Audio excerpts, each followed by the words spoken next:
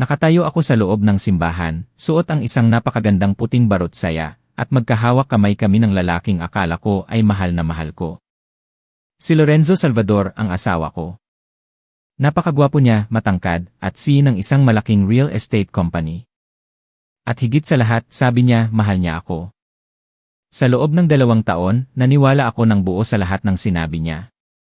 Habang naglilibot kami sa mga bisita para magpasalamat, panay ang ngiti namin, pero sa kaibuturan ng puso ko, may kakaiba akong nararamdaman. Para bang hindi ako komportable. Siguro dahil sa tingin ng biyenan kong si Althea Salvador. Habang nagaganap ang kasal, panay ang titig niya sa akin na parang talim ng kutsilyo, bawat galaw at ngiti ko, binabantayan niya. Ngumingiti siya, pero hindi umaabot sa kanyang mga mata ang ngiti. Sinubukan kong alisin sa isip ko ang kaba. Baka sadyang ganoon lang siya, o ganyan talaga ang mga biyenan. Pagkatapos ng kasal, umuwi kami sa aming mansyon sa Ayala, Alabang. Ito na ang magiging bago naming tahanan. Ito ang aming honeymoon night. Napuno ng mga bulaklak at kandila ang buong kwarto. Ang ganda ng ambience, lalo na nang inabutan ako ni Lorenzo ng baso ng red wine. Kitang-kita ko sa mga mata niya ang pagmamahal. Inumin mo ito, in my love. Para sa ating dalawa, para sa isang bagong simula. Umiti ako at inilapit sa labi ko ang baso. Pero bago pa ako makainom, biglang pumasok si Lola Rosaria, ang aming kasambahay na matagal nang nag-aalaga sa akin mula pa noong bata ako. Sinama ko siya sa bahay para may kasama ako. Pagdating niya sa harap ko, bigla siyang natumba at bumagsak ang lahat ng prutas na dala niya. Natapon din ang wine sa kamay ko. Bumagsak sa puting karpet ang pulang wine na parang sariwang dugo. Sorry po, sir, ma'am, tanda na po kasi ako, kaya medyo lampa na. Nagmamadaling nagsorry si Lola Rosaria at naglinis. Kinunutan lang ng noo ni Lorenzo ang noo niya, at sinabi, okay lang po, huwag kayong mag-alala, pakilinisan na lang po at dalhan na lang kami ng 2 baso ulit. Habang naglilinis si Lola Rosaria, lumapit siya sa akin at bumulong, may lason ang wine, Miss Anika, kailangan mong magpanggap na hinimatay ka. Pagkatapos niyang bumulong, nagmadali siyang tumayo, naglinis at umalis. Para akong binagsakan ng langit sa narinig ko. Si Lola Rosaria ay nagtrabaho sa pamilya ko sa loob ng mahigit 10 taon. Kilala ko siya at buo ang tiwala ko sa kanya. Hindi siya magbibiro tungkol sa ganitong bagay. Pero bakit may lason ang wine? At sino ang naglagay? Pagkatapos ng ilang sandali, bumalik si Lola Rosaria dala ang 2 baso ng wine. Nung bumalik siya, binaba niya ang baso ko sa harap ko. Nagtama ang mga mata namin at may nakita akong takot sa mga mata niya. Tumibok ng malakas ang puso ko na parang gusto nitong kumawala sa dibdib ko. Tumingin ako kay Lorenzo, ngiting-ngiti siya. Tumingin ako sa baso ng wine at nakaramdam ako ng takot. Sa huli, pinili ko na maniwala kay Lola Rosaria. Kinuha ko ang baso ng wine, huminga ako ng malalim at ininom ko ito. Sinimulan kong umarte, sinimulan kong makaramdam ng pagkahilo, at dahan-dahan akong nahiga sa malambot na kama. Pumikit ako at sinubukang makinig sa bawat galaw sa paligid. Anika, okay ka lang ba? Anika! Narinig ko ang boses ni Lorenzo na puno ng pag-aalala. Niyugyug niya ng dahan-dahan ang balikat ko. Hindi ako sumagot, nagpatuloy lang ako sa pagpapanggap. Pagkatapos ng ilang tawag na walang tugon, nawala ang boses ni Lorenzo at napalitan ng pag-aalala at inis. Bumukas ang pinto at pumasok ang biyenan ko na si Althea. Ano na? Naibigay na ba ang lason? Tanong niya na may malamig na boses. Opo, ma, ang lason niyo po talaga, sobrang epektibo. Sagot ni Lorenzo na hindi na ako tinatawag na, and my love, puro na lang pagkalkula at lamig ang tono ng boses niya. Ang gaga talaga nitong babaeng ito, 2 taon na kaming magkarelasyon, pero hindi niya pa rin ako nahahalata. Huwag kang maging kampante, baka magising, sagot ni Althea.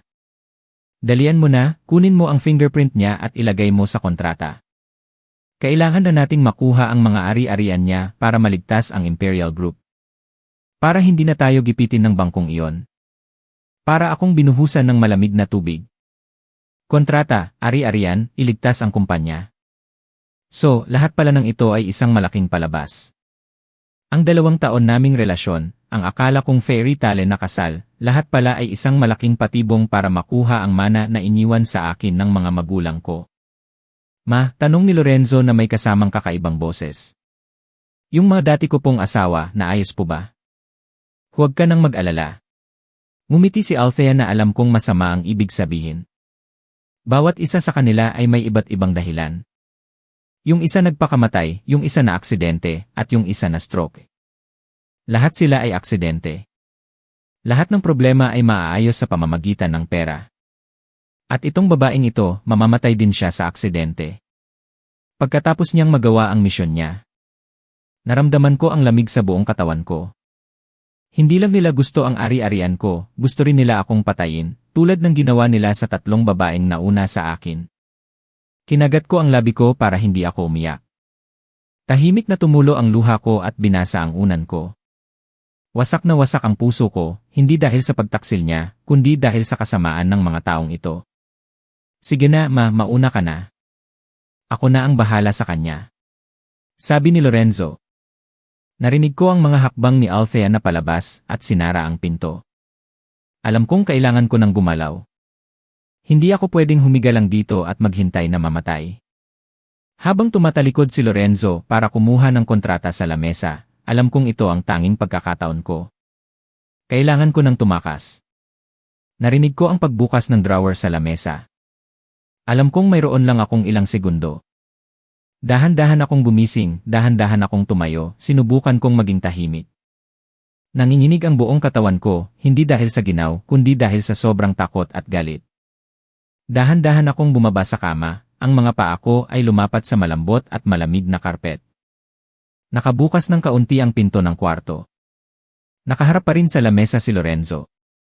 Huminga ako ng malalim, sumingit ako sa pinto, at sinara ko ito ng dahan-dahan.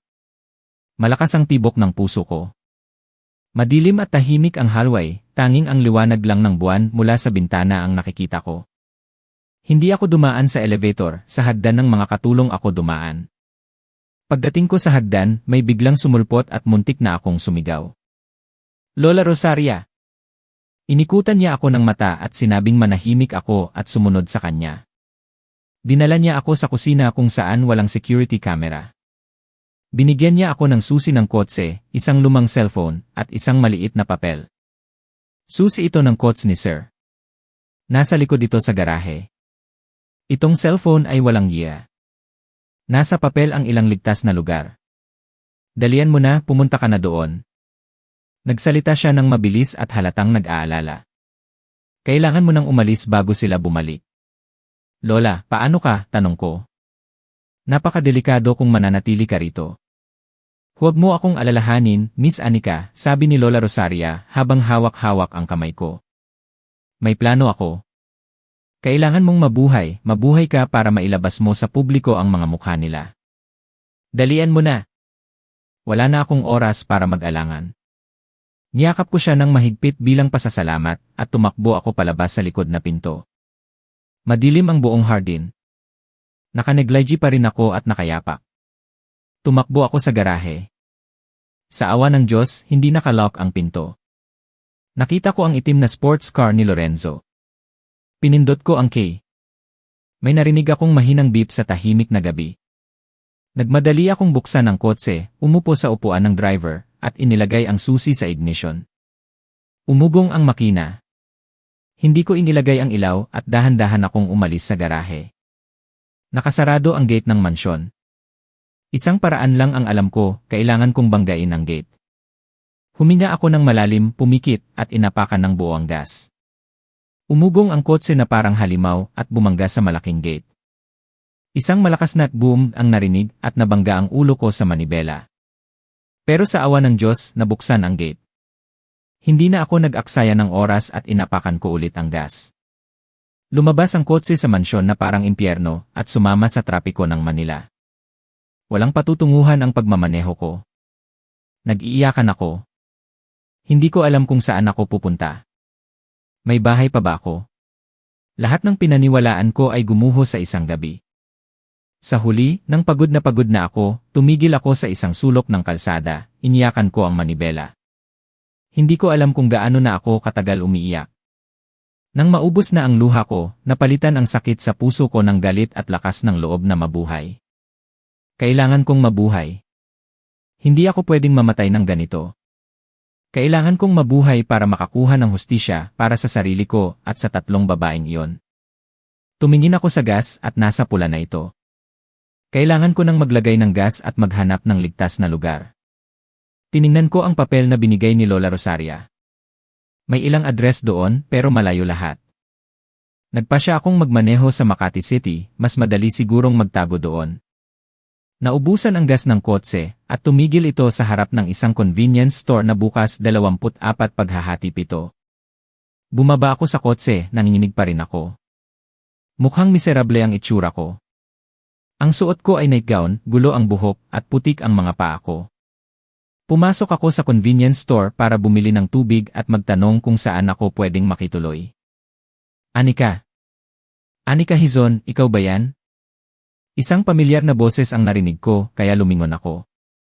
Isang matangkad na lalaki na may salamin at gulo ang buhok. Nakasuot siya ng simpleng shirt at jeans. Kahit na matagal na kaming hindi nagkita, nakilala ko pa rin siya.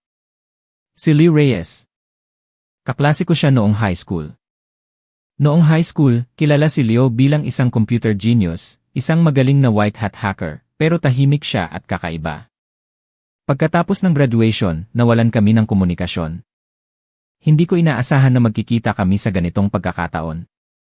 Diyos ko, ikaw nga. Ang tagal na nating hindi nagkikita. Lumapit si Leo. Biglang nawala ang ngiti niya nang makita niya ang itsura ko. Anika. Anong nangyari sa'yo? Bakit ganyan ang itsura mo? Ang taos-pusong pag-aalala ni Leo ang dahilan kung bakit nasira ang depensa ko. Hindi ako makapagsalita, umiyak lang ako. Tumingin-tingin si Leo sa paligid at dinala ako sa isang sulok. Hindi maganda rito. Malapit lang ang bahay ko. Gusto mo bang pumunta doon? Mas ligtas doon kaysa rito. Nag-alangan ako. Pagkatapos ng nangyari, hindi na ako nagtitiwala sa kahit sino. Pero sa mga mata ni Leo, wala akong nakitang panlilinlang. At sa oras na ito, wala talaga akong ibang mapuntahan. Napasuko ako. Tumango ako ng mahina. Hindi na nagtanong si Leo. Tinulungan niya akong itulak ang kotse sa kalapit na parking lot at dinala niya ako sa lumang apartment niya. Hindi malaki ang apartment at medyo magulo pero malinis at komportable. Sige, gamitin mo ang banyo. May mga tuwalya at malinis na damit doon. Huwag kang mag-atubiling gamitin ang mga yon. Sabi ni Leo at pumunta sa kusina para ipagtimpla ako ng ginger tea. Sinunod ko ang sinabi niya. Nakatulong sa akin ang maligamam na tubig para kumalma. Paglabas ko ng banyo na suot ang malaking damit ni Leo, nasa mesa na ang tsaa. Umupo ako, niyakap ko ang baso ng tsaa para magpainit. Ngayon, pwede mo na bang sabihin sa akin kung anong nangyari? Umupo si Leo sa harap ko at nagsalita ng mahinahon. Anong nangyari sa'yo? Huminga ako ng malalim at sinimulan kong sabihin ang nangyari. Sinabi ko ang lahat mula sa babala ni Lola Rosaria hanggang sa plano ng pamilya Salvador hanggang sa pagtakas ko. Umiyak ako habang nagsasalita. Tahimik na nakinig si Leo at hindi ako inistorbo. Ang mga mata niya sa likod ng salamin ay naging seryoso at malamig. Nang matapos ang kwento ko, tumahimik ang kwarto, tanging ang hikbi ko lang ang maririnig at ang tunog ng ulan sa labas. Walang sinabi si Leo, tumayo lang siya, kinuha ang first aid kit at inilapat sa mga sugat sa paa ko. Ang pagiging maalalahanin niya ay nakatulong sa akin para maibsan ang sakit. Salamat, Leo, bulong ko. Wala yon, sagot niya at umupo sa upuan. Ang kwento mo ay parang isang pelikula. Sana nga isa lang itong bangungot, sabi ko. Tahimik na nag-isip si Leo at tumingin sa akin na may seryosong ekspresyon. Anika, naniniwala ako sa'yo at tutulungan kita. Bakit? Tanong ko. Magkaklase lang tayo noong high school. Bakit ka makikisali sa ganito kadelikadong bagay? Ngumiti si Leo na may kaunting lungkot. Dati, may mga nambubuli sa akin sa school at ikaw ang nagtanggol sa akin. Kaya may utang ako sa'yo. At, dagdag niya, kinamumuhian ko ang mga taong gumagamit ng kapangyarihan nila at iniisip na walang halaga ang buhay ng tao. Hindi ko ito kayang palampasin. Nang marinig ko ang mga salita ni Leo, nakaramdam ako ng init sa puso ko. Sa unang pagkakataon, pagkatapos ng bangungot, naramdaman ko na hindi na ako nag-iisa. Ano ang gagawin natin ngayon? Tanong ko. Una sa lahat, kailangan nating malaman kung sino ang kalaban natin at kung bakit nila ito ginawa. Sabi ni Leo at umupo sa harap ng computer niya. Mabilis na nag-type ang mga daliri niya sa keyboard. Ang mga screen ay napuno ng mga code, numero at graphs. Nakatuon siya sa ginagawa niya. Tahimik lang akong nagmamasid. Alam ko na ginagamit niya ang kakayahan niya para maghanap ng impormasyon. Pagkatapos ng halos 1 oras, tumigil siya at humarap sa akin. Nahanap ko na. May kaunting pag-aalala ang mukha niya. Ang unang katotohanan, ang Imperial Group ay nasa bingit ng pagkabangkarote.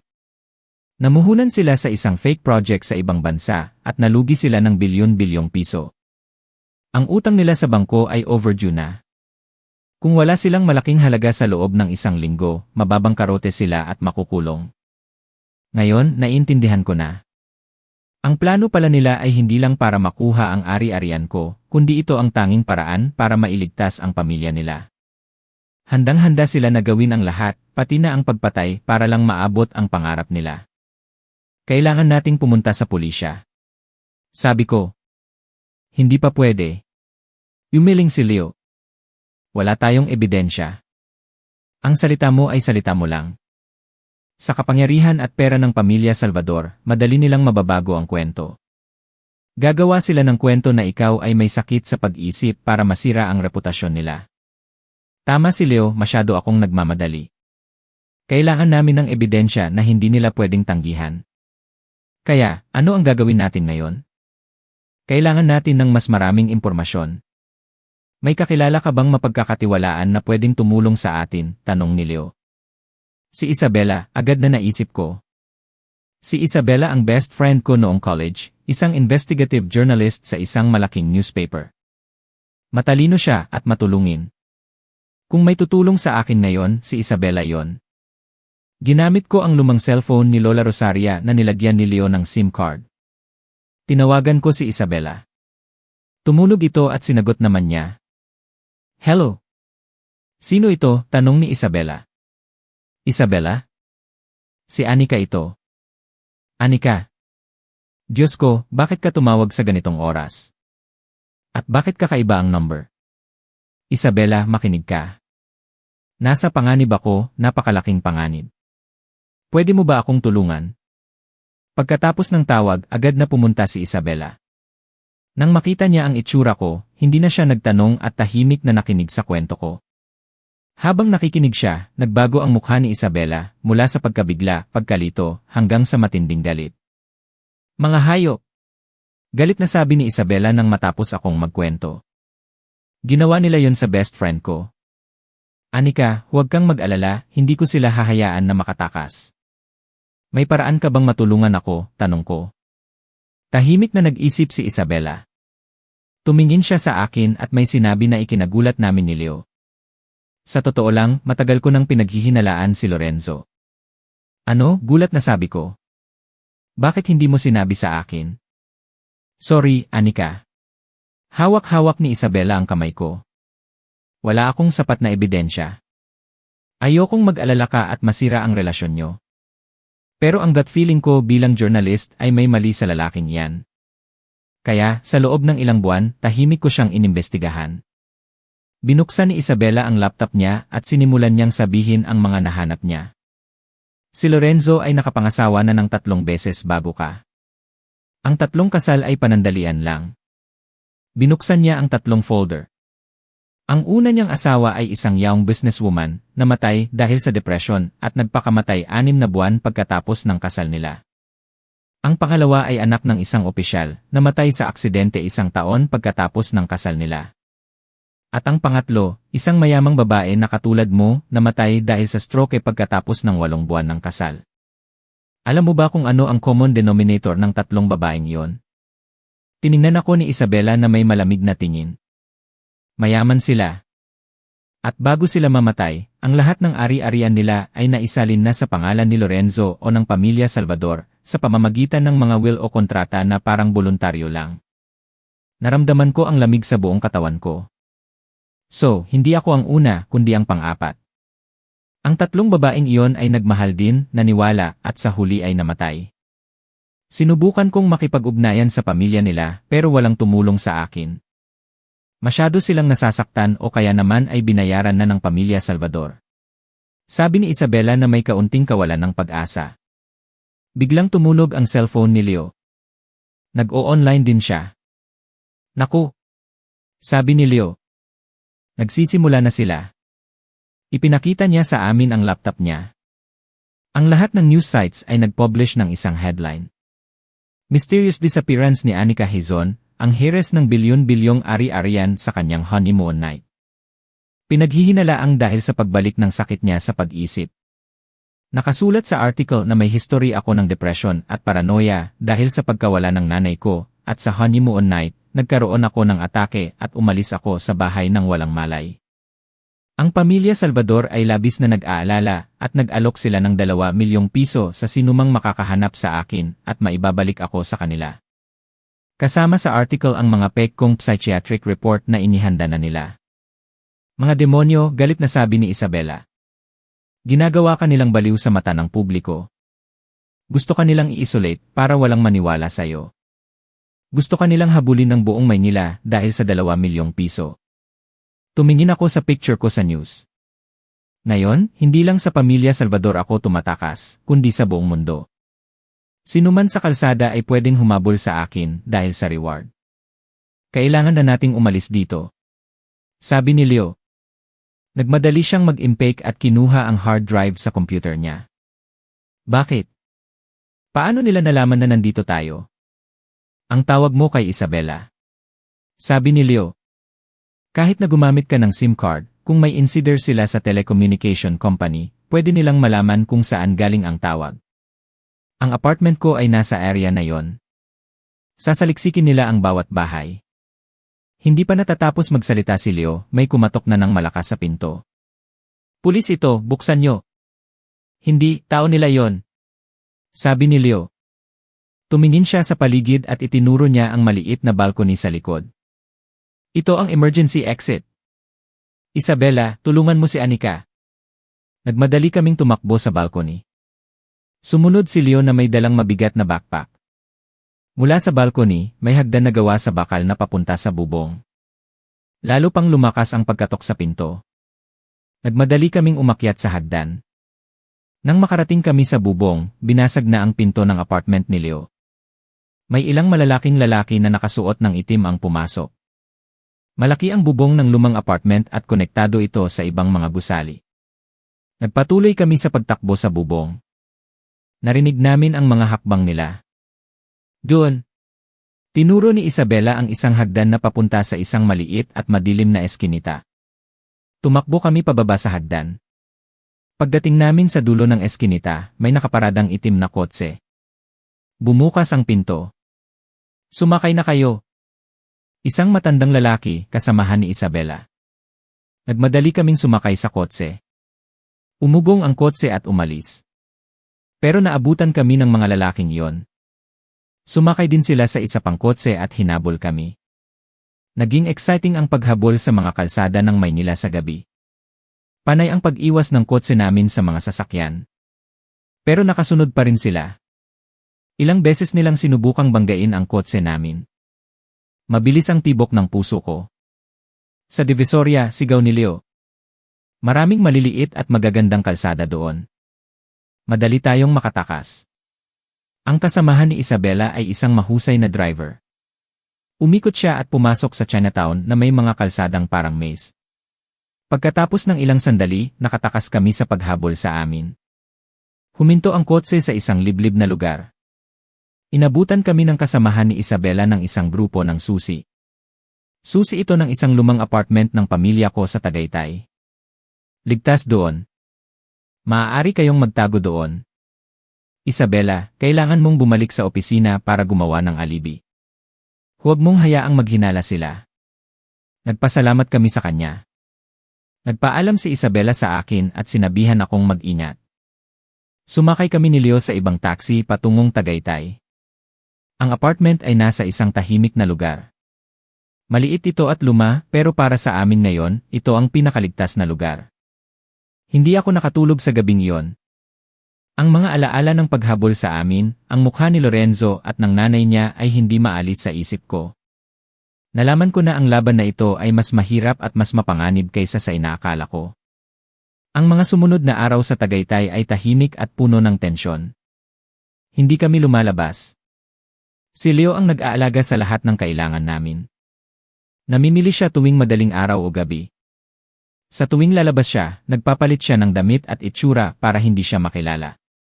Sa loob ng bahay lang kami, nanonood ng balita at naghahanap ng impormasyon. Patuloy ang balita sa pagkawala ko. Ang pamilya Salvador ay patuloy na lumalabas sa na nagpapanggap na nag-aalala. Nag-organisa pa sila ng simbang gabi para sa akin sa simbahan. Nang makita ko ang mga luha ni Althea at ang malungkot na mukha ni Lorenzo, nasusuka ako. Ang kawalan ng pag-asa at takot ay halos masira ako. Naalala ko ang mga magulang ko. Kung buhay pa sila, hindi ako magiging ganito. Kinuha ko ang tanging picture ko ng nanay ko. Isa itong picture niya na nakangiti siya sa camellia garden na paborito niya. Hinawakan ko ang mukha niya. May naramdaman akong matigas sa likod ng picture frame.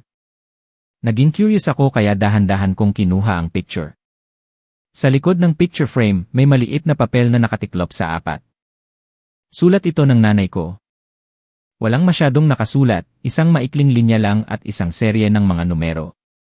Lumang bahay sa Baguio, sa ilalim ng lumang puting camellia tree. Password, birthday mo. Mabilis ang tibok ng puso ko. Mensahe ito ng nanay ko para sa akin. Pero bakit sa lumang bahay sa Baguio? Ang bahay na yon ay iniwan na pagkatapos mamatay ng nanay ko. At ano ang nasa ilalim ng camellia tree? Leo, tingnan mo ito. Ibinigay ko ang papel kay Leo. Tiningnan niya ito ng maigi. Ito ay isang clue. Baka may itinago ang nanay mo na napakahalaga. Isang bagay na gusto niyang ikaw lang ang makakita. Kailangan nating pumunta doon. Sabi ko. Kahit na hindi ko alam kung ano ito, may gut feeling ako na napakahalaga nito, at baka ito ang susi para malutas ang lahat. Napakadelikado, Anika, nag-aalalang sabi ni Leo. Ang pag-alis sa Maynila ngayon ay parang nagpapatiwakal. Sigurado akong may nagbabantay sa lahat ng kalsada. Pero hindi tayo pwedeng manatili dito.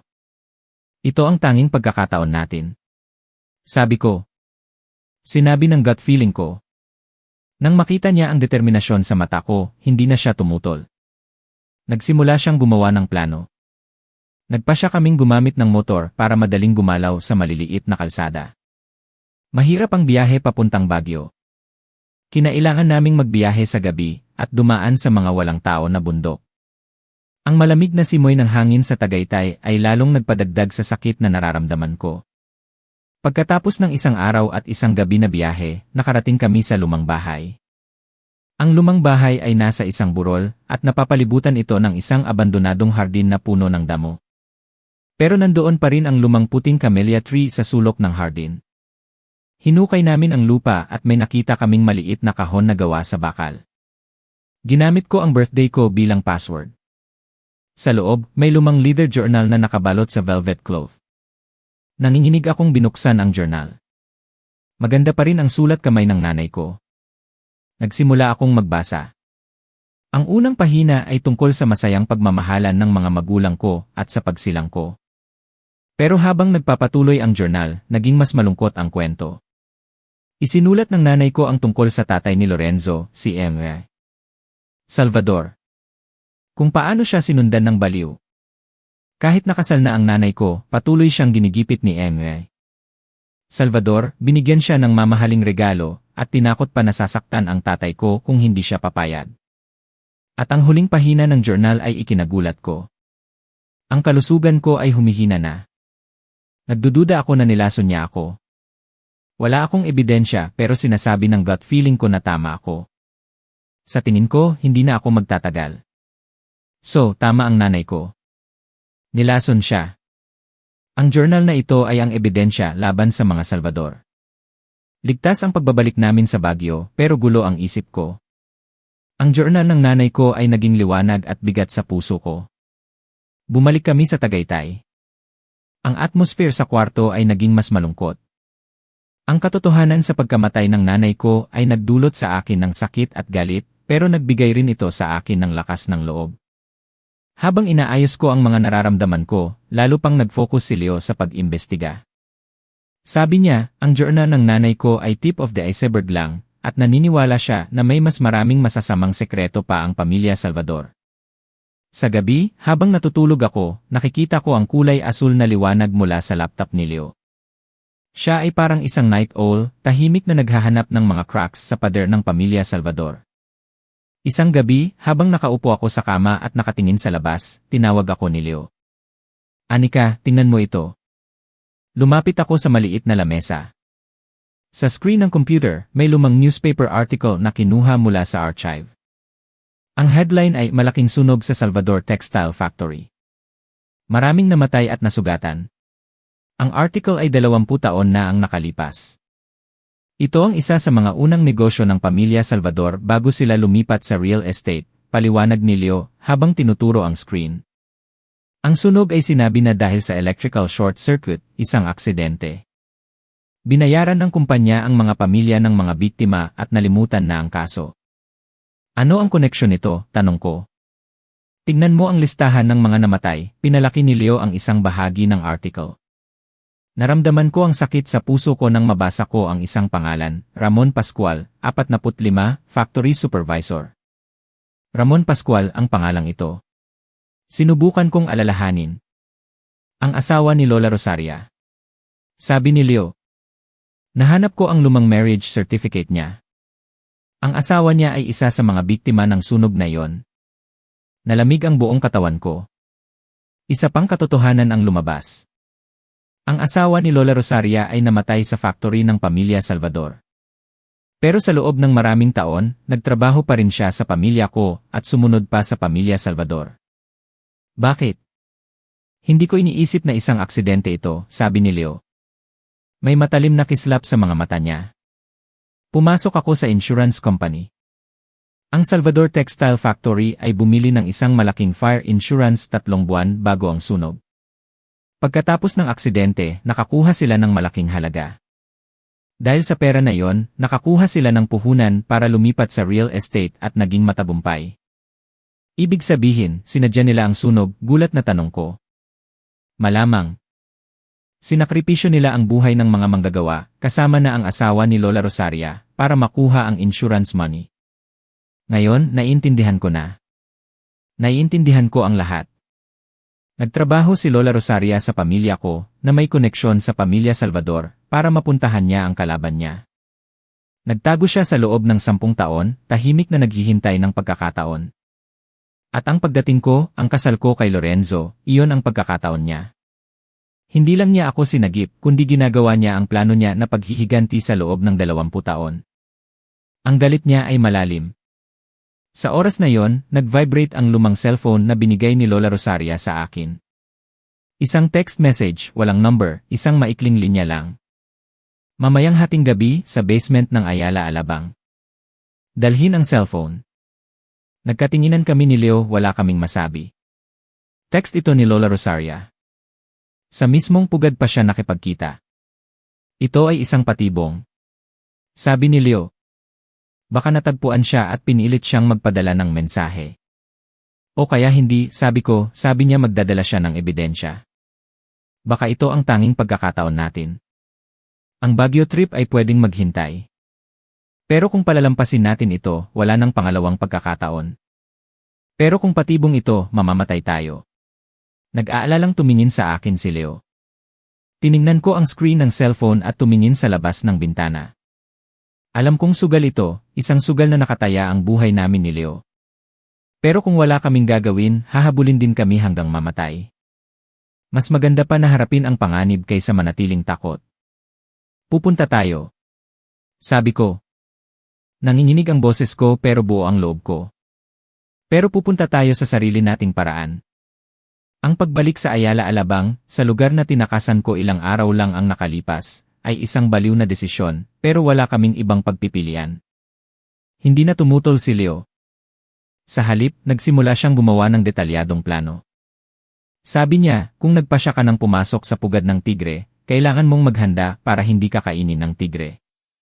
Hating gabi, nasa eskinita kami sa likod ng mansyon. Tahimik ang lugar. Ang mansyon ng pamilya Salvador ay maliwanag pa rin na parang isang natutulog na halimaw. Binigyan ako ni Leo ng isang maliit na listening device at inilagay sa kwelyo ko. Dito lang ako sa lumang delivery truck na yon.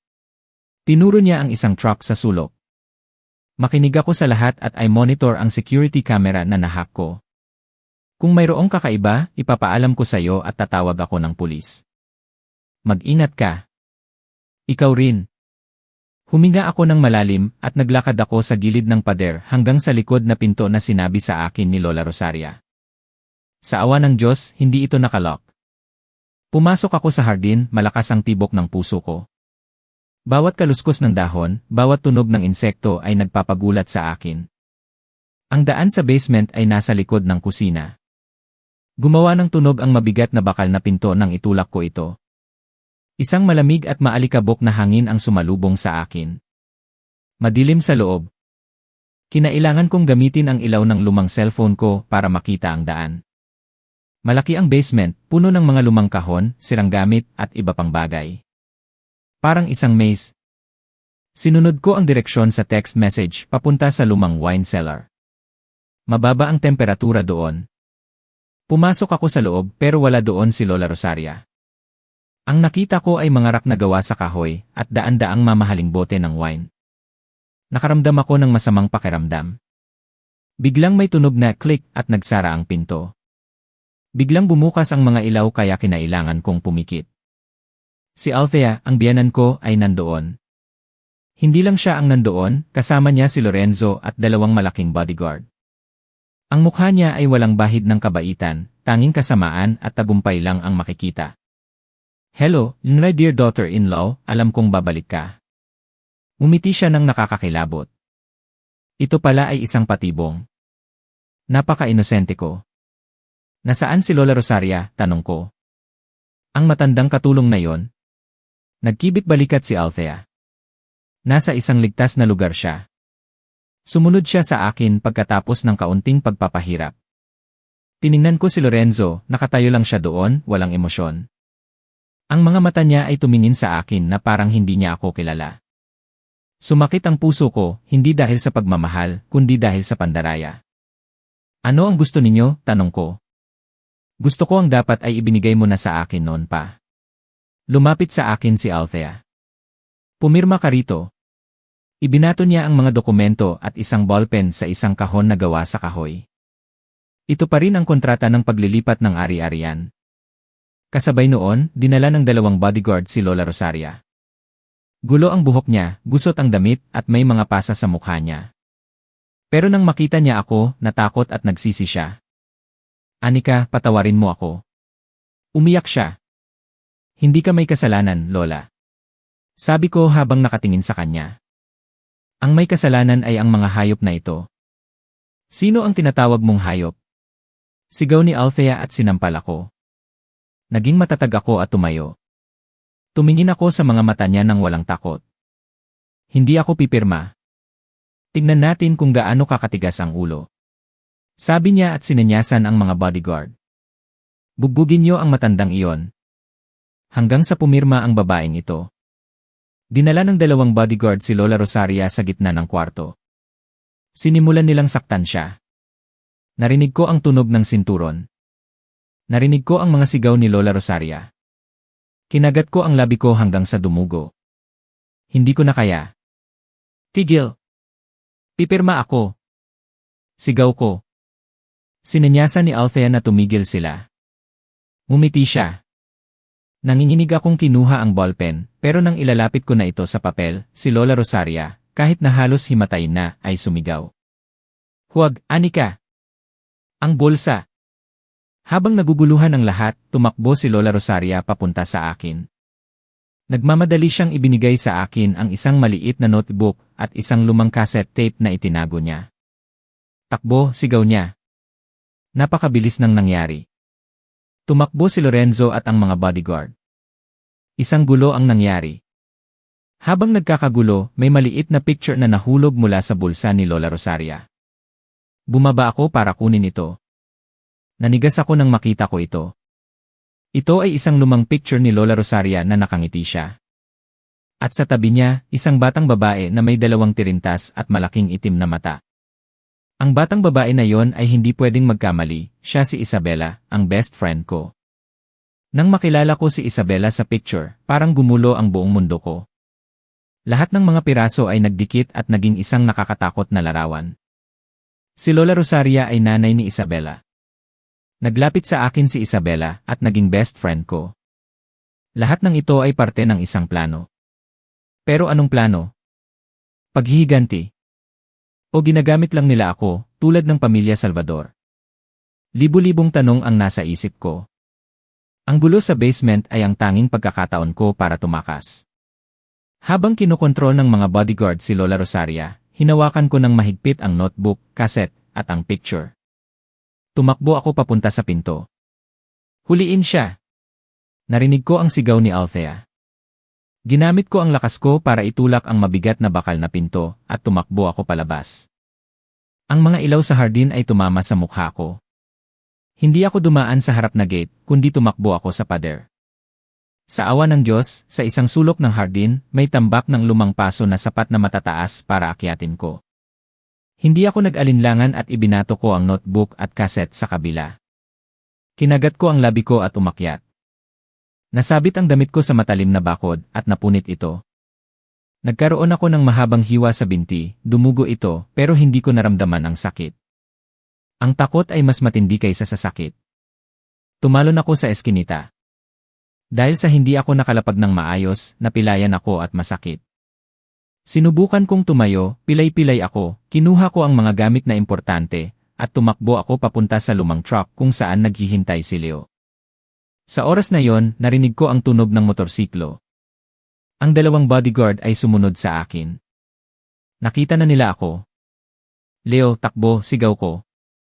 Pero hindi tumakbo si Leo. Binuksan niya ang pinto, lumabas, at may hawak siyang mahabang bakal.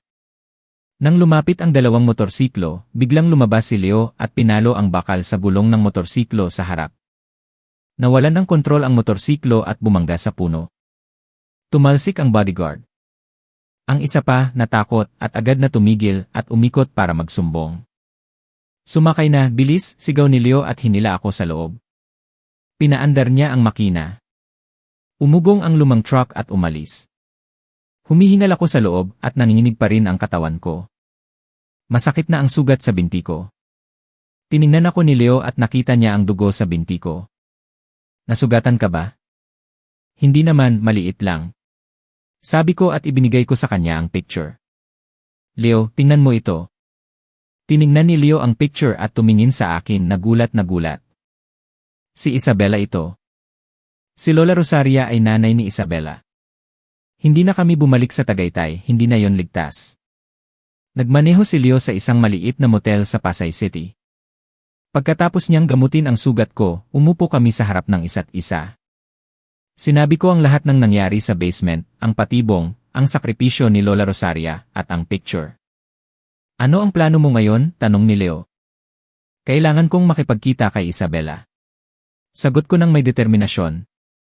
Kailangan kong malaman ang katotohanan. Ano man ang katotohanan, kailangan kong malaman. Gumamit ako ng bagong SIM card na inihanda ni Leo at tinawagan ko si Isabela. Hindi ako nagsalita ng marami, nakipagkita lang ako sa kanya sa isang tahimik na coffee shop. 20 minuto pagkatapos, dumating si Isabela. Mukha siyang pagod at nag-aalala. Nang makita niya ako, tumakbo siya at niyakap ako. Anika, okay ka lang ba? Nag-alala ako ng sobra sayo. Dahan-dahan ko siyang itinulak, tumingin ako sa mga mata niya at ibinigay ko sa kanya ang picture. Ipaliwanag mo. Nagbago ang mukha ni Isabela nang makita niya ang picture. Nawala ang ngiti niya at napalitan ito ng sakit. Natahimik siya ng matagal at tumango. Nanay ko siya. Nagsimulang magkwento si Isabela. Sinabi niya ang tungkol sa kanyang pagkabata, sa kanyang mabait na tatay na namatay sa sunog. Pagkatapos ng sunog, ipinadala siya ng nanay niya sa isang orphanage. Sabi niya, babalikan niya siya dahil may mahalaga siyang gagawin. Ilang taon ang nakalipas, nang nasa college na si Isabela, bumalik ang nanay niya. Sinabi niya ang katotohanan sa pagkamatay ng tatay niya, sa plano ng pamilya Salvador, at sa plano niya na paghihiganti. Ang paglapit ko sa iyo ay parte ng plano namin. Sabi ni Isabela habang umiiyak. Sa simula, ginagamit lang kita para makakuha ng impormasyon sa pamilya Salvador. Pero Anika, nang naging magkaibigan tayo, itinuring na kitang best friend. Sinubukan kong sabihin sa iyo ang katotohanan, pero natakot ako na hindi ka maniniwala at lalayo ka sa akin. Tumulo ang luha sa mukha ni Isabela. Sinalba ka ng nanay ko. Sabi niya may utang siya sa pamilya mo. Dahil ang nanay mo ay tumulong sa kanya nang mamatay ang tatay ko. Ang plano ng nanay ko ay hintayin na mag-asawa ka, at kapag lumabas na ang tunay na mukha ng pamilya Salvador, tutulungan kanya na ilabas ang katotohanan. Pero hindi namin inasahan na magiging napakabilis ang pag-atake nila. Nang marinig ko ang mga sinabi ni Isabela, nawala ang galit at pagdududa ko. Ang naramdaman ko na lang ay awa at sakit. Si Isabela ay biktima rin. Pareho kami ng kalaban. Ang nanay mo, nahuli na siya. Sabi ko. Ito ang binigay niya sa akin. Inilagay ko ang notebook at ang kaset sa lamesa.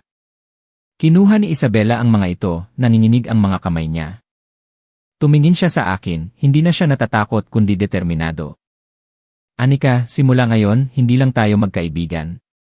Sabi ni Isabela.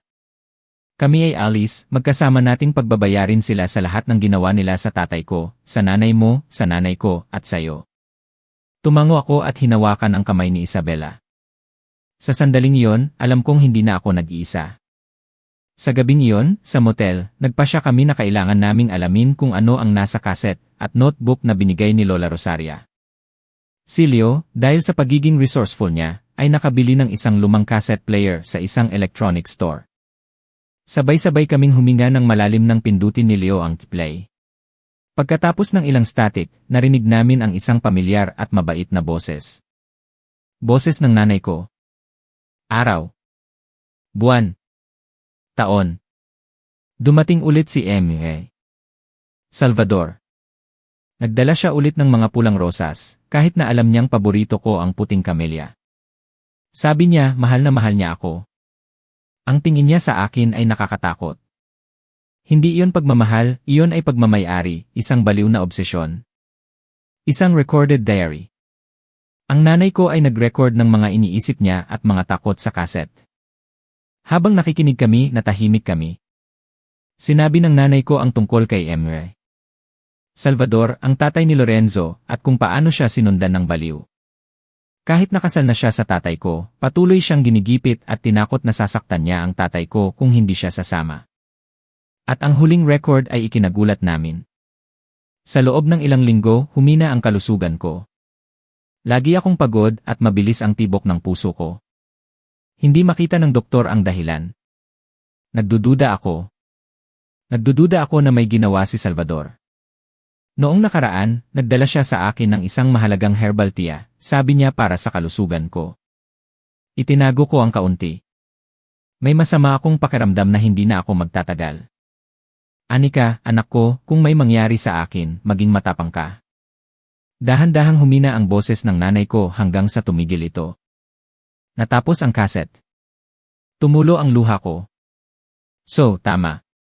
Ang nanay ko ay hindi namatay dahil sa sakit. Nilason siya.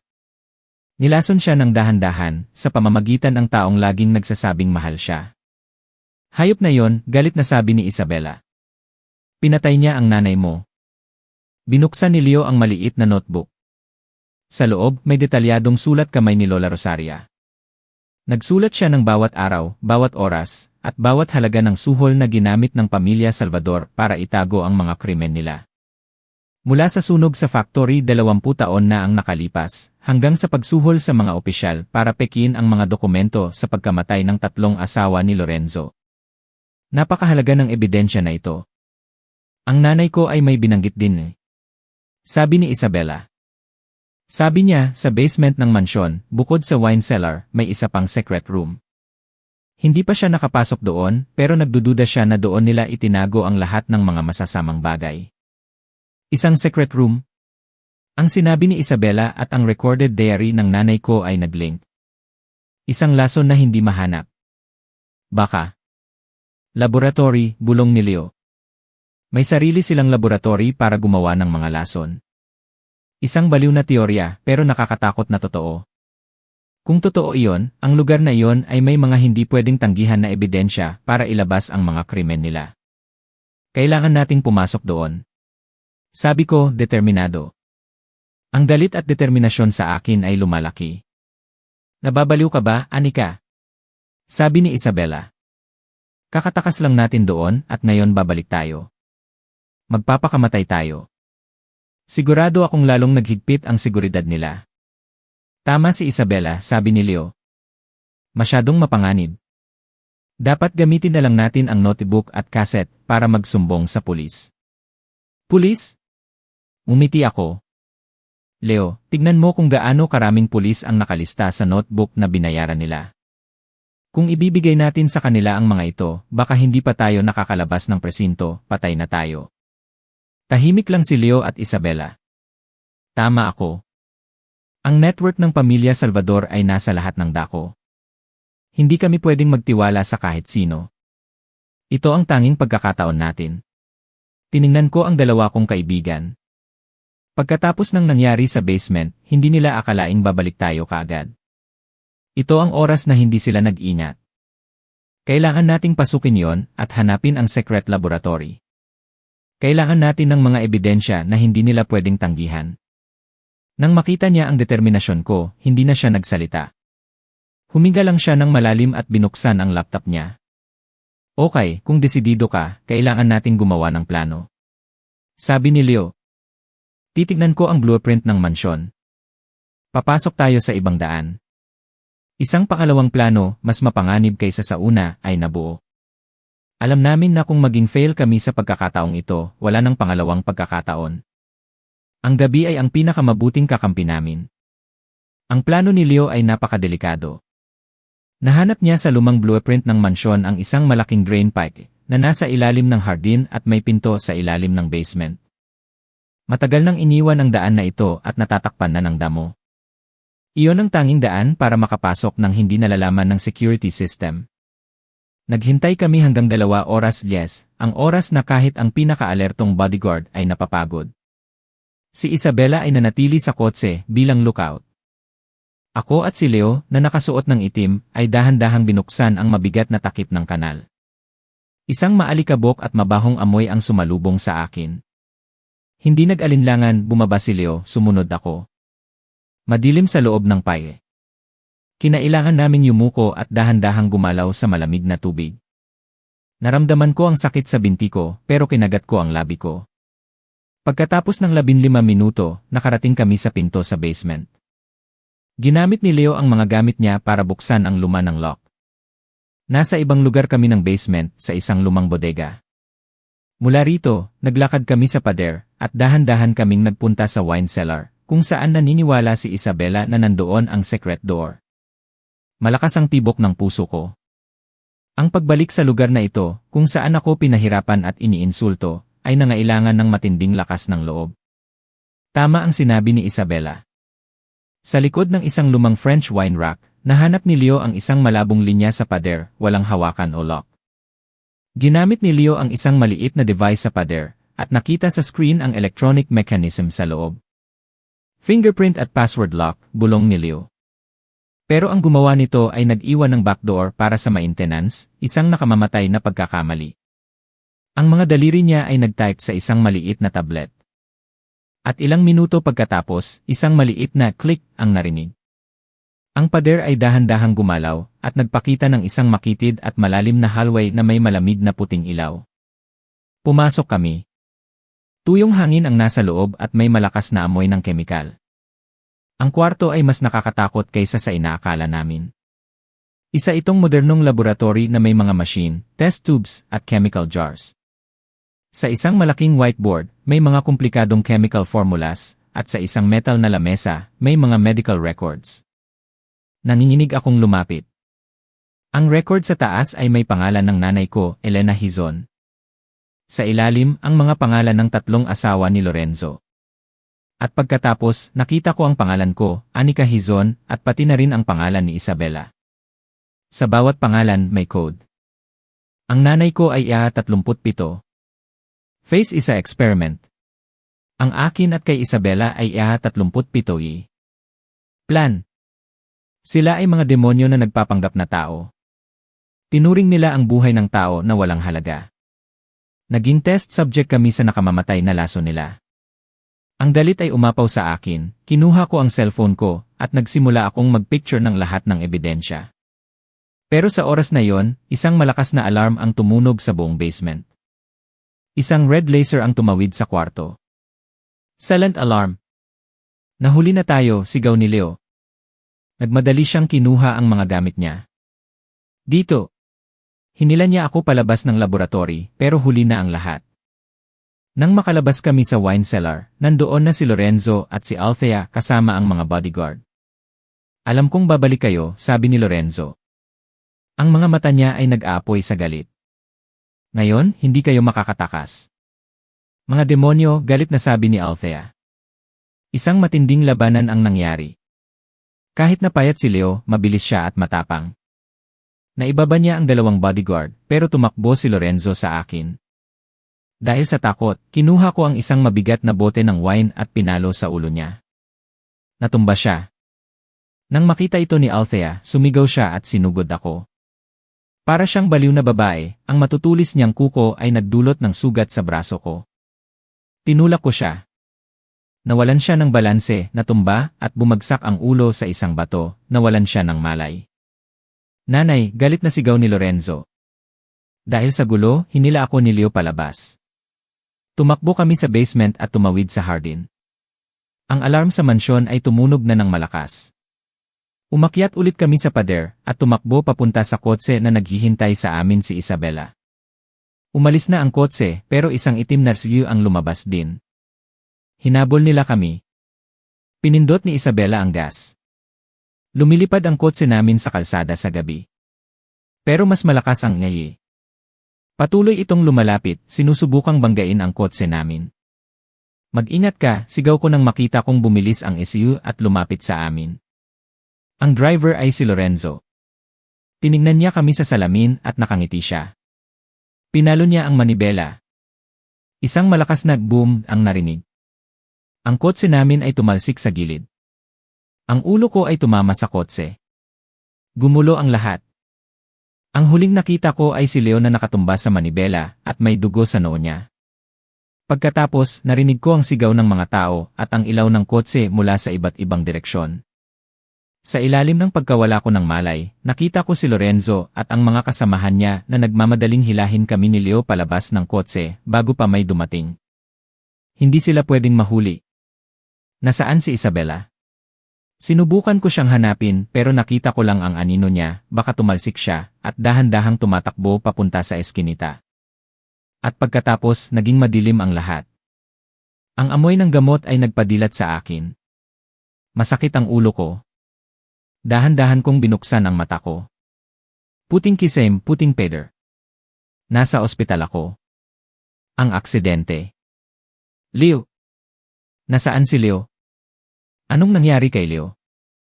Bumangon ako pero sumakit ang ulo ko at ang buong katawan ko. Gising ka na? Isang malamig na boses ang narinig ko. Lumingon ako. Si Lorenzo, ang tatay niya, at si Althea ay nakaupo sa sofa sa kwarto. Si Althea ay may bandage sa ulo pero ang mga mata niya ay puno pa rin ng lason. Kayo. Nasaan si Leo? Ang boyfriend mo, ngumiti si Lorenzo at lumapit sa akin. Hindi siya patay pero kung mabubuhay siya, depende yan sa'yo, my love. Yumuko siya at bumulong sa akin. May brain injury siya, bali ang 3 tadyang, at wasak ang internal organs niya. Nasa LI siya at nasa life support. Kung sasabihin ko sa doktor na tanggalin ang tube, mamamatay siya kaagad. Bawat salita niya ay parang karayom sa puso ko. Ginawa nilang hostage si Leo. At ang kaibigan mong reporter, sabi pa ni Lorenzo. Buti at nakatakas siya, pero huwag mong isipin na ligtas siya. Ang network ng pamilya Salvador ay pwedeng mahanap ang sinuman. Sa isang salita ko lang, bukas makikita siya sa front page na may headline na Young Reporter Commits Suicide Due to Work Pressure. Sinira nila ang buhay ko. Hawak nila ang buhay ng 2 pinakamahalagang tao sa buhay ko. Ang galit ay umapaw sa puso ko pero alam kong wala akong magagawa. Natalo ako. Ano ang gusto ninyo? Tanong ko. Napakatalino mo. Ngumiti si Lorenzo. Gusto kong gawin mo ang dalawang bagay. Una, mag-organisa ka ng press conference, mag-sorry sa pamilya ko, at sabihin mo sa lahat na dahil sa pagkamatay ng nanay mo, nagkaroon ka ng paranoia, na ang lahat ng akusasyon mo ay imbento, at ikaw ang may kasalanan sa aksidente. Gusto niyang sirain ko ang sarili kong dignidad at integridad.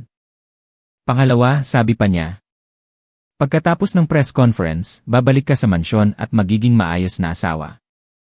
Siyempre, ang lahat ng ari-arian mo ay maililipat sa akin bilang asawa at legal guardian ng isang baliw na katulad mo. Isang matinding pag-insulto. Pero sa walang emosyon na mukha nila, alam kong gagawin nila ang sinasabi nila. Hindi ko pwedeng hayaang mamatay si Leo at si Isabela. Tumulo ang luha ko. Pumikit ako at tumango. Sige, pumapayag ako. 2 araw pagkatapos, nag-organisa sila ng press conference sa lobby ng ospital. Daan-daang reporter, kamera, at photographer ang nasa harap ko. Nasa wheelchair ako, naka-ospital na damit at walang emosyon ang mukha ko. Si Lorenzo ay nasa tabi ko, nagpapanggap na isang mapagmahal at nag-aalalang asawa. Binasa ko ang bawat salita sa speech. Nagsorry ako. Inamin ko na may paranoia ako. Sinabi ko ang tungkol sa malungkot kong pagkabata. Ang bawat kasinungalingan na lumalabas sa bibig ko ay parang kutsilyo na humihiwa sa dila ko. Nakita ko si Isabela sa gitna ng mga reporter. Tiningnan niya ako, ang mga mata niya ay puno ng sakit at pagkalito. Umiling ako, sinenyasan ko siya na huwag gumawa ng kahit anong bagay. Pagkatapos ng press conference, dinala ako ng i-asawam ko sa mansyon sa Ayala, Alabang. Bumalik ako sa impyerno. Pero ngayon, hindi ako isang bride, kundi isang hostage, isang bilanggo. Nagsimula akong umarte bilang isang masunurin at tahimik na asawa, isang walang malay na baliw, pero sa loob ko, alam kong hindi ito ang katapusan. Ito ay simula pa lang ng isang bagong laban. Isang laban na kailangan kong labanan ng mag-isa mula sa loob ng teritoryo ng kalaban. Ang buhay ko sa mansyon ay parang isang silent movie. Ako ang main actress, nagpapanggap na isang baliw na asawa, masunurin at tahimik. Ang audience ay ang pamilya Salvador na laging nakatingin sa akin. Araw-araw, umiinom ako ng mga gamot na binibigay ni Althea, na sinasabi niyang para sa nervous breakdown. Siyempre, hindi ko ito nilulunok. Itinatago ko ito sa ilalim ng dila ko at dinudura ko pagkatapos. Alam ko na hindi iyon bitamina. Kailangan kong maging walang malay at kaawa-awa. Ginawa ko ang lahat ng sinasabi nila. Pumirma ako sa mga dokumento ng paglilipat ng ari-arian. Umiti ako sa mga bisita nila. Hinayaan ko si Lorenzo na magpanggap na isang mapagmahal na asawa sa harap ng ibang tao. Naramdaman ko ang pagkasuklam sa loob ko, pero ginawa ko itong lakas ng loob. Ang tanging layunin ko ay hanapin kung saan nila itinago si Leo. Alam ko na buhay pa siya dahil siya ang tanging trump card para makontrol ako. Napansin ko ang bawat galaw sa mansyon. May isang bahagi sa kanlurang bahagi ng bahay na may 24 paghahati-7 na bantay. Kahit ang mga kasambahay ay hindi pinapayagan doon. Minsan, pumupunta doon si Lorenzo at ang tatay niya. At tuwing lalabas sila, may amoy ng disinfectant. Alam kong nandoon si Leo. Kailangan kong makahanap ng paraan para makapasok. Nag-umpisa akong magpanggap na lumalala ang sakit ko, nagpapagalagala ako sa bahay, at minsan ay nagsasabi ako ng mga walang kwentang bagay. Sa paglipas ng panahon, nasanay na ang mga bodyguard sa itsura ko at naging kampante sila. Isang gabi, ginamit ko ang shift change. Bago pa makarating ang bagong bodyguard, nakapasok na ako sa hallway sa kanlurang bahagi ng bahay. Sa dulo ng hallway, may isang matibay na bakal na pinto. Hindi ko ito mabubuksan, pero may maliit na bintana sa taas. Kumuha ako ng upuan, umakyat ako, at tumingin ako sa maliit na bintana. Muntik na akong sumigaw nang makita ko ang nasa loob. Hindi iyon hospital room, kundi isa pang laboratory. At sa metal na kama sa gitna ng kwarto, nandoon si Leo. Payat na siya at maputla. Maraming wires sa katawan niya na konektado sa mga machine. May sa kamay niya. Wala pa rin siyang malay. Pero ang mas nakakatakot ay nang makita ko si Emmy. Salvador na may hawak na syringe, kinuha niya ang asul na gamot mula sa bote na may label na DA-37Y at tinurok niya ito sa ugat ni Leo. Ang puso ko ay parang pinisil. Hindi lang nila ginawang bilanggo si Leo, ginawa rin siyang test subject para sa bagong lason na pumatay sa nanay ko.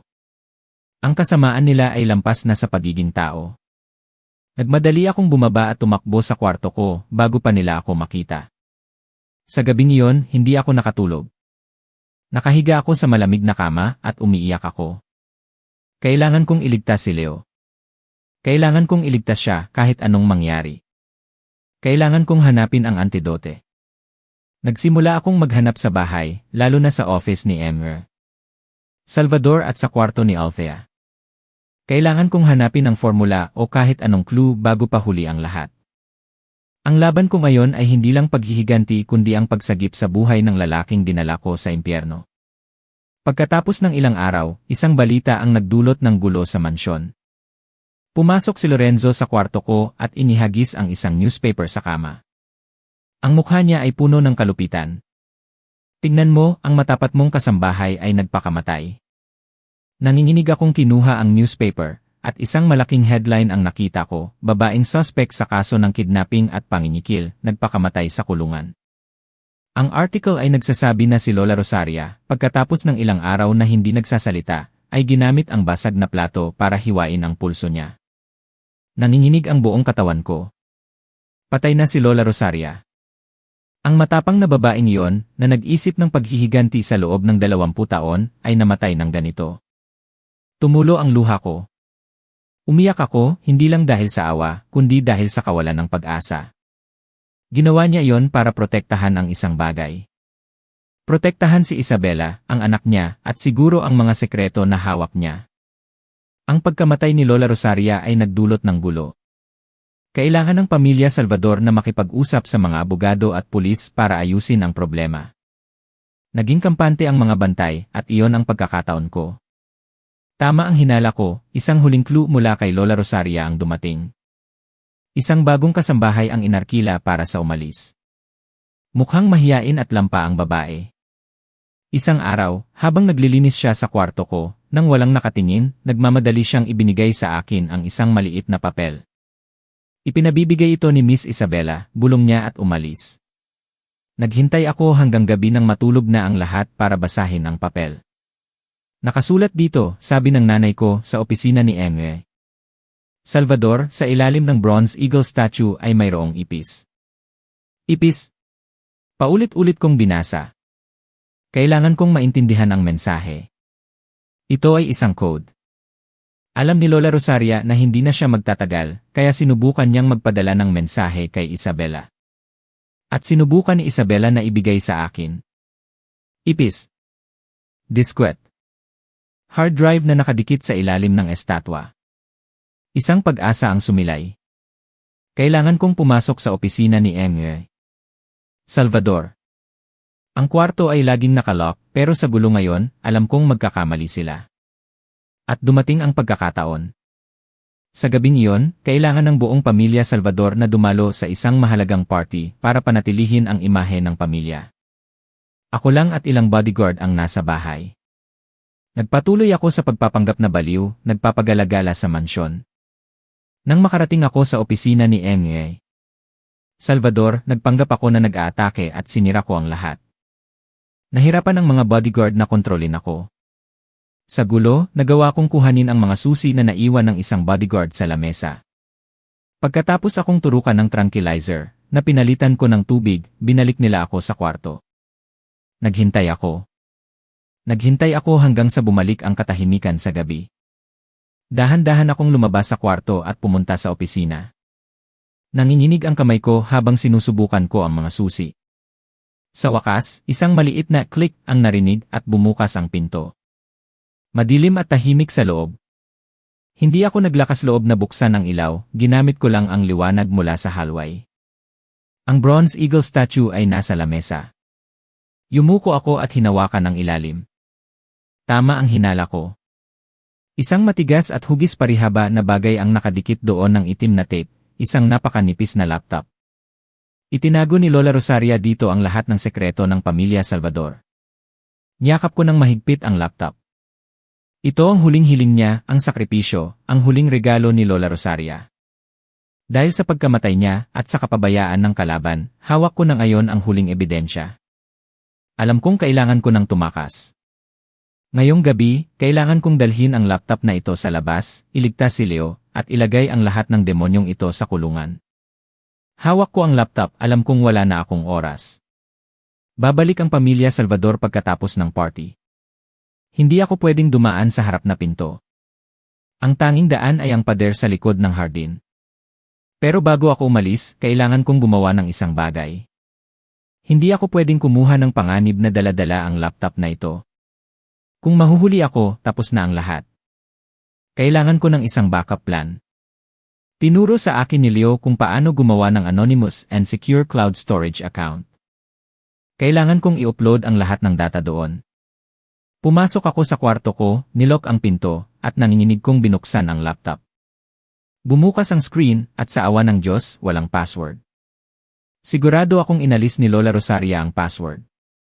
Sa screen, may isang folder na ang pangalan ay Katotohanan. Pinindot ko ito. Daan-daang files ang lumabas. May mga recordings, spreadsheets ng mga illegal transactions, at scanned documents. Pero ang ikinagulat ko ay ang dalawang video. Ang unang video ay hidden camera sa office ni Mr. Salvador. Medyo nanginginig ang video pero malinaw ang tunog. Si Mr. Salvador at Lorenzo ay nakaupo sa harap ng isa't isa. Naayos ko na ang lahat, sabi ni Mr. Salvador. Binayaran na ang driver ng truck. Bukas ng umaga, habang nasa daan si Mr. Hizon sa Cannon Road, gagawa siya ng aksidente. Ang preno ng kotse ni Mr. Hizon ay sinabotahe na. Walang maghihinala. Tumango si Lorenzo, malamig ang mukha. Naiintindihan ko, pag namatay siya, wala nang magiging proteksyon si Elena. Sa oras na yon, magiging akin na siya. Nanginginig ang buong katawan ko. So, ang pagkamatay ng tatay ko ay hindi aksidente. Ito ay isang planadong pagpatay. Pinatay nila ang tatay ko dahil sa baliw na obsesyon ni Mr. Salvador sa nanay ko. Kinagat ko ang labi ko at binuksan ko ang pangalawang video. Ang video ay galing sa secret laboratory. Si Althea, na nakasuot ng white lab coat, ay naghahalo ng mga kemikal. Nagsasalita siya na parang naglilihim sa sarili niya. Lagyan ng 5 ml ng oleander extract. Ang ELA-37 ay mabagal na magkakaroon ng epekto, nagiging sanhi ng heart failure, at hindi mahahanap. Ang babaeng iyon, si Elena Hizon, kailangan niyang mamatay ng masakit dahil inagaw niya sa akin ang mahal ko. Sinara ko ang laptop. Masakit ang dibdib ko na parang may tumutusok. Ang katotohanan ay mas malupit kaysa sa inaakala ko. Konektado ko ang laptop sa internet at sinimulan kong i-upload ang folder na Katotohanan sa hidden storage account. Dahan-dahang gumalaw ang mga numero. Sa labas, narinig ko ang tunog ng kotse. Dumating na sila. Ang puso ko ay parang gustong lumabas sa dibdib ko. Kailangan kong gumawa ng gulo. Tumingin ako sa paligid ng kwarto, nakita ko ang lumang vase na paborito ni Althea. Hindi ako nag-alinlangan at ibinato ko ito sa hallway. Isang malakas na tunog ng basag ang narinig. Anong nangyari? Narinig ko ang sigaw ni Lorenzo at ang mga tunog ng paa na tumatakbo. Nagmadali akong tumingin sa screen. 78%. 79%. 100%. Tapos na ang pag-upload. Mabilis kong inalis ang koneksyon, binura ang history, at itinago ang laptop sa ilalim ng kama. Bumukas ang pinto ng kwarto. Pumasok si Lorenzo at ang dalawang bodyguard. Nakita niya ako na nakaupo sa sulok, gulo ang buhok. Ano ang trip mo ngayon? Sigaw niya. Wala akong sinabi, tumawa lang ako. Ang palabas na ito ay kailangan kong tapusin hanggang sa huli. Ginamit ko ang gulo para tumakas. Nagpanggap akong nawalan ng malay. Nang buhatin nila ako at ilagay sa kama, naghintay ako. Naghintay ako hanggang sa naging kampante na sila, iniwan lang ang isang bodyguard sa labas ng pinto. Dahan-dahan akong bumangon at kinuha ang laptop. Hindi ako dumaan sa bintana dahil may rehas. Naalala ko na sa banyo, may lumang air vent na pwedeng pasukan. Pumasok ako doon, ginamit ko ang lakas ko para buksan ang rehas. Maliit lang ang daan pero sapat na para makapasok ako. Lumabas ako sa bubong ng kusina. Mula doon, bumaba ako sa lupa. Nakalabas na ako. Hindi ako lumingon, tumakbo ako ng mabilis. Tumakbo ako sa isang park na sinabi ko kay Isabela. Nandoon si Isabela at isang matandang lalaki na nakasuot ng suit. Mukha siyang mapagkakatiwalaan. Siya si Attorney Reyes, sabi ni Isabela. Kaibigan siya ng isang dating propesor ko. Tutulungan niya tayo. Ibinigay ko kay Attorney Reyes ang laptop. Humihingal ako. Lahat ng ebidensya ay nasa loob. Pati na rin ang data na in-upload ko. At si Leo. Nasa kanlurang bahagi siya ng mansyon. Ginagamit siyang test subject. Nang masabi ko yon, naubos ang lakas ko. Ang lahat ay naging malabo.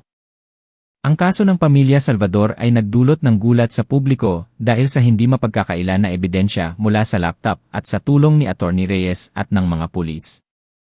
Isang warrant ang na-execute. Nahanap nila si Leo sa kritikal na kondisyon at nailigtas siya. Ang 3 miyembro ng pamilya Salvador ay nahuli. Ang paglilitis ay pampubliko. Ako, bilang biktima at mahalagang saksi, ay nakatayo sa harap ng korte. Sa kabilang banda, ang 3 gumawa ng krimen ay nakaupo doon, walang emosyon. Ang mga abogado nila, na pinamumunuan ng isang sikat na abogado, ay nagsimula sa pag-atake nila. Ginamit nila ang psychiatric record ko, at ang press conference na pinilit akong gawin. Sinabi nila na may paranoia ako, at ang mga ebidensya sa laptop ay gawa-gawa ko lang para siraan ang pamilya ng asawa ko. Ang laptop na ito ay ninakaw, sabi ng abogado. Ang lahat ng data sa loob ay hindi pwedeng maging legal na ebidensya. Ang kliyente ko ay hindi sang-ayon sa mga akusasyon. Sa simula, mukhang panalo sila. Ang mga ebidensya ay nasa panganib na maging invalid. Naiinitan ako. Pero sa gitna ng tensyon, bumukas ang pinto ng korte. Tinulak ni Isabela ang isang wheelchair. Ang nakaupo doon ay si Leo. Gising na siya. Kahit na mahina pa siya, may bandage sa ulo, pero ang mga mata niya ay matalim at determinado. Nagulat ang buong korte. Ang pagdating ni Leo ay hindi inaasahan, lalo na ng pamilya Salvador. Nakita ko ang mga mukha nila na nagbago, at ngayon lang sila natakot. Judge, sabi ni Leo. Ako, bilang cybersecurity expert at biktima, ay gustong magbigay ng karagdagang ebidensya. Tumayo ang abogado ng Salvador para tutulan pero pinigilan siya ng judge. Ang mga ebidensya na nakuha ni Anika ay totoo, sabi ni Leo habang nakatingin kay Lorenzo. Pero hindi lang iyon. Habang ako ay nakakulong at walang malay, may ilang bagay na alam ko. Alam ko na ginamit ni Lorenzo ang personal na computer niya sa hospital room, at gumamit ako ng ilang tricks para makopy ang lahat ng data mula sa hard drive niya bago nila ako nadiskubre. Isang FSU ang ibinigay sa korte. Sinimulan ng technical expert ng korte ang pag-present ng files sa malaking screen para makita ng lahat. Ngayon, hindi na hidden camera videos ang nakikita namin, kundi mga original files mula sa computer ni Lorenzo. Mga emails na ipinadala niya sa mga kasamahan niya, na sinasabi kung paano subaybayan at patayin ang mga asawa niya.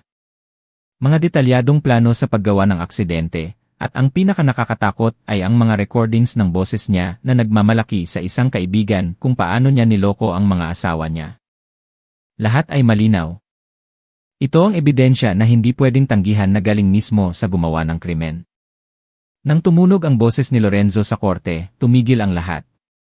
Ang bawat salita niya ay nagpakita ng kasamaan niya. Ang mukha ni Lorenzo ay naging puting papel.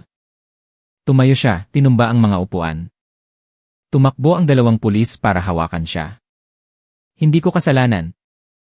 Kasalanan niyo ang lahat. Lumingon siya at tinuro si M.E. Salvador at si Althea.